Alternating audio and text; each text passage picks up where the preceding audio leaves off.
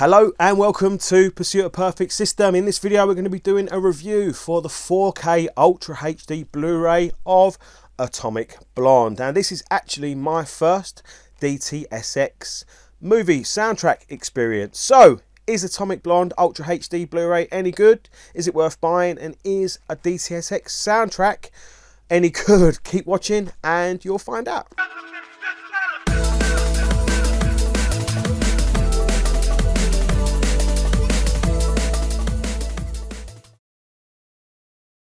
Just to start with, this is going to be a spoiler-free review. The review is focusing more on the Ultra HD disc quality with a little bit of, a talk and a look at the film, but no spoilers, nothing along those lines at all. And come the end of the review, I'll recommend whether I feel you should buy this disc or not. And also, if you'd like to know the system that we use to review the product, stick around to the very end and there'll be a quick run through of the quality and the system that we used to review the product. I think that's very important. Okay, visuals for this Ultra HD Blu-ray. Now, this isn't one of the ones that's going to stand out within your collection. However, the cinematography of the movie is fantastic. The use of colour, the use of scenes, the use of sets, the use of costumes are fantastic because they're trying to create an atmosphere, a location and a time in history, and I think they achieve all of those things. However, in doing that, they've added this grain, there's dark aspects, it's a bit gritty looking as a movie, so it's not going to be one of the ones you're going to want to put on as a reference disc. However, Charlize Theron as a lead actress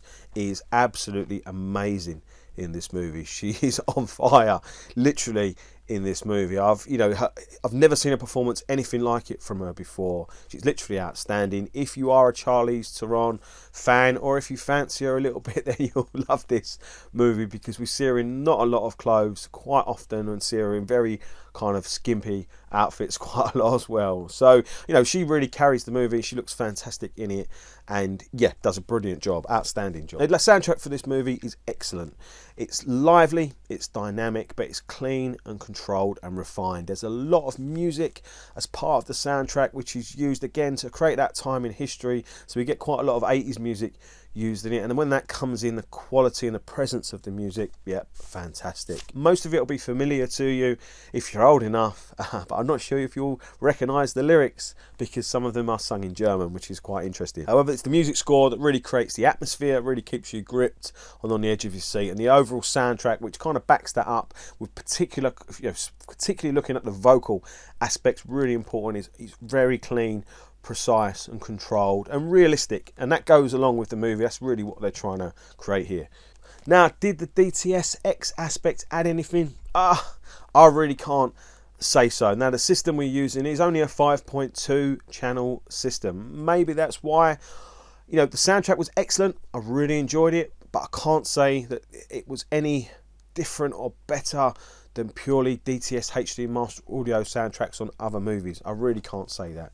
Not in any way, in all honesty. So, as a DTSX sound experience, my first one, I'm not disappointed. However, I didn't really get anything from it above and beyond what I expected. The movie itself, overall, I actually enjoyed it. For about the first 20 minutes, I was very unsure whether I was going to like the film or not. It got going pretty quickly, but it just all felt a little bit too familiar. And it all felt a little bit too cheesy familiar, and I couldn't put my finger on it at the time, but come the end, thinking about it more, it just felt very John Wick-esque in a lot of aspects.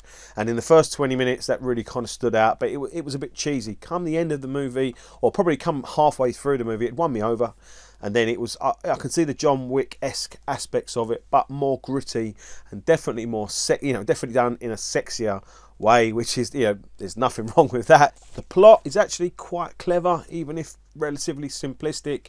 A few twists and turns along the way, really carried by the great acting from the cast. Really great acting from the cast, and it's put together. The movie itself's put together really well. Cinematography is fantastic. I say the soundtrack is really fantastic. So overall, a great experience. Really enjoyed it. So would I recommend that you buy Atomic Blonde on Ultra HD Blu-ray. Now that is actually a tricky one because I can't say that it's a reference disc for visuals, I can't say that it's a reference disc for sound, and I can't say that it's a reference really quality movie overall, but it is a very enjoyable movie, and it is one that I would recommend that you definitely watch. It's really enjoyable. But buying it, I think that will depend really the type of person you are. If you know someone who's already bought it, then see if you can borrow it, because you know I think I would watch this again, but I don't think I would watch it again within the same week. Maybe 3 to 6 months later I'll put this on again, as I'll fancy it then, but it's not one that I'd necessarily want to watch, you know, straight away.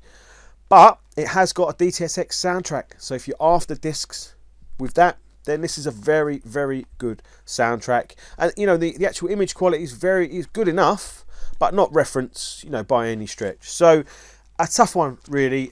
I would say yes to buying it, purely because it's a good movie and with a good soundtrack, and again it has a DTSX soundtrack, which is pretty rare still.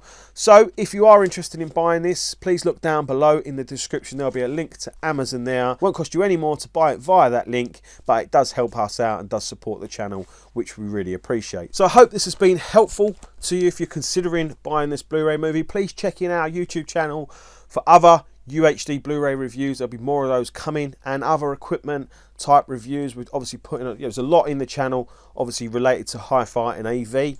And thanks for watching. Please like if you enjoyed the video, subscribe if you haven't already, and please go and visit the website, and it really helps us and really supports us. It's going to help us grow the channel and bring you better quality content quicker. So thanks very much. I'll see you soon. Okay then, the system we are using to review this Ultra HD Blu-ray is a 100-inch Seymour AV 235:1 basic scope ratio projector screen.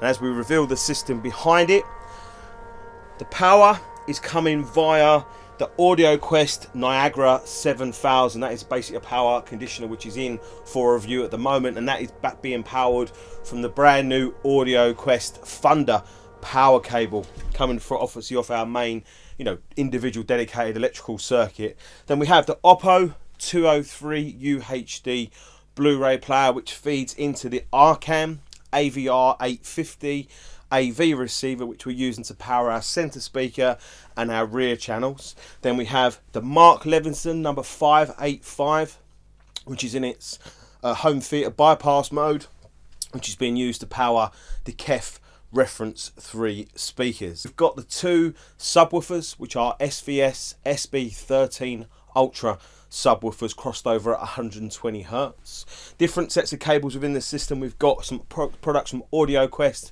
We've got their Oak speaker cables. We've got an NRG power cable from them. The rest of the system is wired up with our usual cables, which are XLO. We've got a room, you know, dedicated room, you know, pitch black cinema room for the best picture quality. We've got lots and lots of acoustic treatments in the room from GRK Acoustics. We're currently using a Sony VW500 4K projector. It's a very good system in a very good room. Hope you enjoy the video. Please come back for more.